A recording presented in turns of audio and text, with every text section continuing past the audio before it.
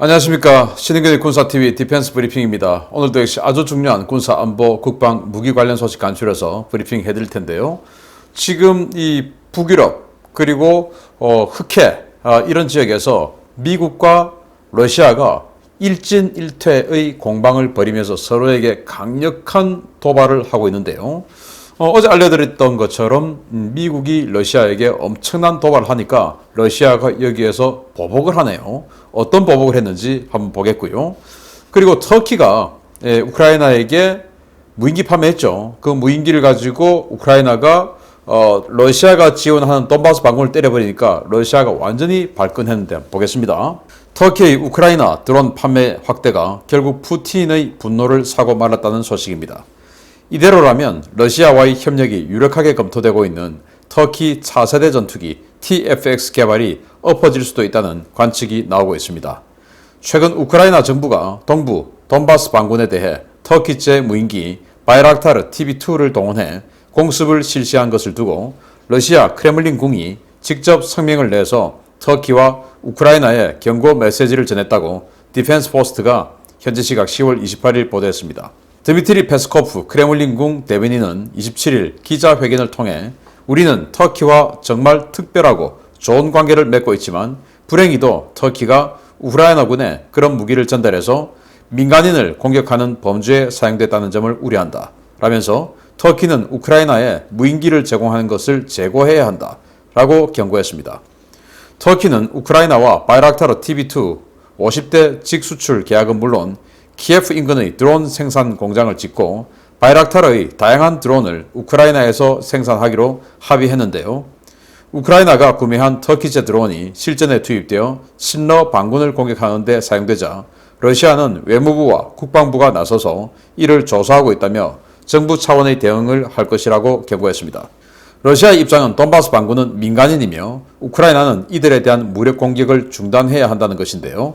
우크라이나는 이들이 러시아로부터 무기와 병력을 지원받은 테러리스트라며 공격을 계속하겠다는 입장을 고수하고 있어서 우크라이나군의 드론 사용이 차후 러시아의 대대적인 병력 투입으로 이어지는 명분이 될 수 있다는 우려가 커지고 있습니다. 한편 터키는 러시아의 드론 판매 중단 촉구에 이틀째 침묵하고 있는데요. 디펜스 포스트와 디펜스 뉴스는 이번 드론 거래로 인해 가까워지던 터키와 러시아의 군사적 협력 문제가 복잡한 양상으로 흘러가고 있다며 사실상 러시아 외에는 협력선이 없는 터키의 차세대 전투기 TFX가 이번 드론 사건으로 위기에 봉착할 것이라는 전망을 내놓고 있습니다. 참 터키 참 엎치락뒤치락 좌충우돌하네요. F-35, F-16 안 되면 수호이 35 바로 살 거야. 그리고 수호이 57도 살 거야. 그리고 러시아의 지원을 받아서 TFX 차세대 전투기 독자 개발 그렇게 러시아하고 같이 할 거야. 이렇게 했는데 러시아가 야 니들 이렇게 하면 우리 아무것도 협조 안 한다? 라는 거예요.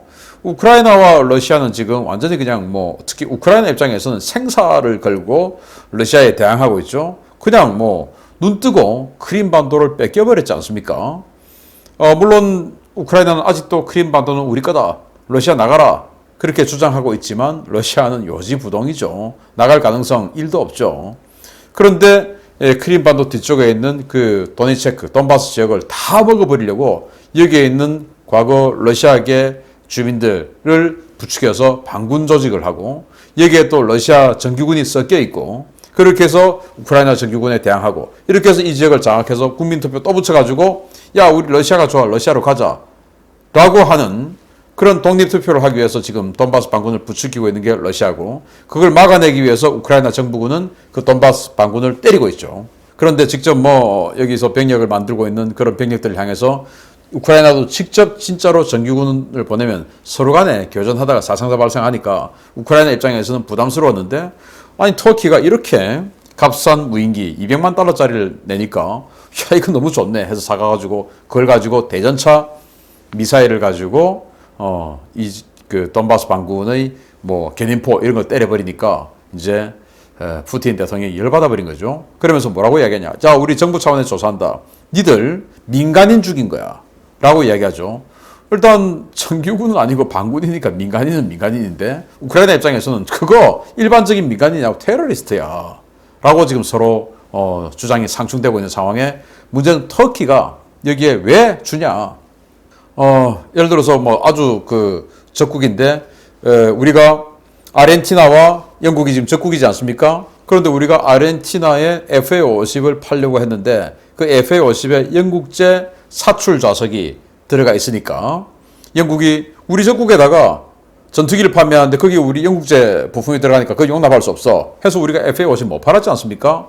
마찬가지로 여기는 아예 적국에다 그냥 완제품을 그냥 팔아버리고 또 그걸 넘어서 아예 키예프 즉 우크라이나 수도 인근에다가 드론 공장을 지어서 이 TB2뿐만 아니고 TB3 이런 건 훨씬 더 또 항속거리 길고 더 성능 좋죠. 그런 드론들을 만드는 이런 공장까지 세워주겠다. 이렇게 하니까 푸틴이 완전히 열받아 버렸는데 이러다가 정말 터키는 국제적인 왕따가 되는 것이 아닌가라는 생각이 들고 뭐 그러거나 말거나 우크라이나는 나라 잘 지켜나가기를 바랍니다. 두 번째입니다. 미국의 라트비아 하이마스 도발에 러시아가 즉각 응수했습니다. 러시아 공군 최강의 전략 폭격기인 투폴레프 160 블랙잭 편대가 출격해서 나토를 뒤집어 놓고 돌아갔다는 소식입니다. 지난 10월 25일 미국이 라트비아에 MC-130J 특수전기와 M142 하이마스 다련장 로켓을 전개시켜 러시아에 대한 기습 타격 훈련을 실시한 것에 대한 보복으로 러시아가 현지 시각 10월 27일 오후 실제 무장을 장착한 폭격기 편대를 보내어서 나토 공군에 비상이 걸렸다고 노르웨이 현지 매체들이 현지 시각 10월 28일 보도했습니다. 이번 무력 시위는 러시아 서부 엥겔스2 공군기지에 주둔하는 제121 근위 중폭격 항공연대 소속의 투폴레프 160M 초음속 전략폭격기 2대와 이들을 호위하는 미그-31M 고속 요격기 2대, A-50U 조기 경보 통제기 1대 등 5대로 구성돼 8시간 동안 나토 공군을 긴장케 했습니다. 이들은 스칸디나비아 반도를 크게 우회해서 노르웨이 영공에 붙어 북해로 내려갔는데요. 이 때문에 노르웨이 공군의 F-16과 F-35, 영국 공군의 유로파이터 타이푼이 긴급 출격해서 대응했는데요. 놀라운 것은 이번에 진입한 러시아 군용기들이 실제 공대공 미사일을 장착하고 무력 시위에 참가했다는 것입니다.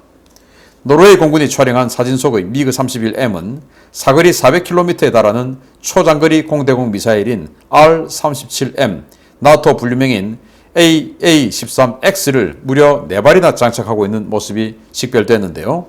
장거리 호위 임무를 맡은 러시아 전투기가 초장거리 미사일을 만재하고 나토 공역에 나타난 것은 이번이 처음입니다. 러시아의 이번 무력 시위는 며칠 전 발생한 미국의 하이마스 전개에 대한 대응 차원인 것으로 풀이되는데요. 미국과 러시아의 군사적 갈등이 점차 심화되며 동유럽의 안보 불안이 점차 커지고 있다는 평가가 나오고 있습니다. 이게 바로 죽음의 백조, 바로 블랙잭입니다. 이 B1B는 죽음의 백조 아닙니다. 그거 어떤 기자가 오역해가지고 B1B를 보고 죽음의 백조라고 했는데 B1B는 하얀 색깔 아니고 짙은 재색이죠. 그래서 제두름이라고 하면 몰라도 백조는 아니죠. 여기가 바로 죽음의 백조입니다. 블랙잭. 가장 덩치가 큰 폭격기입니다.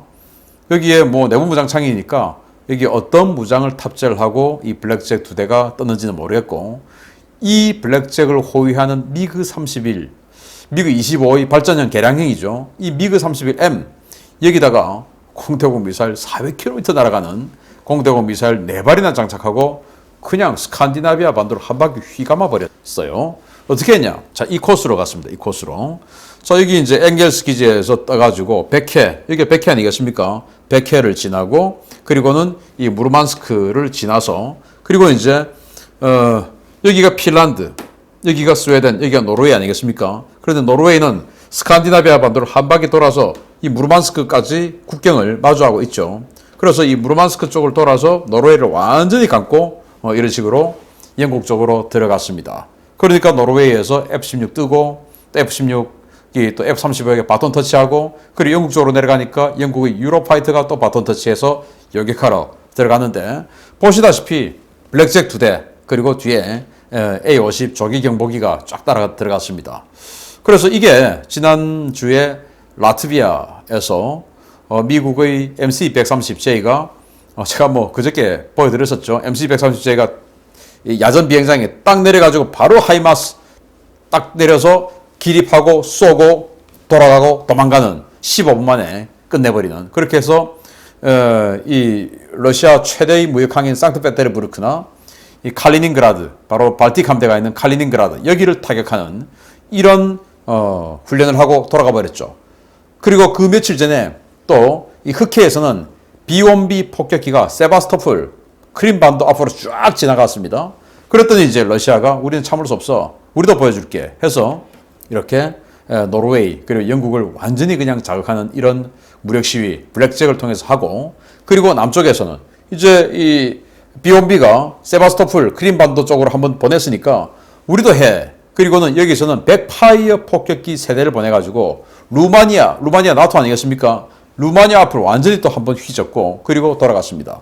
자 이렇게 동유럽의 남쪽과 북쪽에서는 이렇게 블랙잭 그리고 남쪽에서는 백파이어 이런 식으로 미국에게 대항을 하고 있는 러시아인데 이 북쪽에서 보여준 이 모습들은 상당히 사실은 좀 위협적이었어요. 왜냐 미그 31 전투기가 보시다시피 사진 찍은 거 노르웨이 공군이 찍은 사진인데 여기에 미사일을 큰 걸 달고 있는데 이 미사일 바로 이겁니다. R-37 400km나 날아가는 공대공 미사일이에요. 주로 적의 조기 경보기나 공중급유기, 정찰기 이런 대형 항공기를 공격하는 그런 미사일인데 기동력은 좀 떨어집니다. 그렇지만 사거리가 워낙 길기 때문에 이걸 지금 4발이나 장착하고 2대가 떴으니까 이렇게 실탄을 장착하고 무력 시위를 나서는 것은 대단히 위협적이다.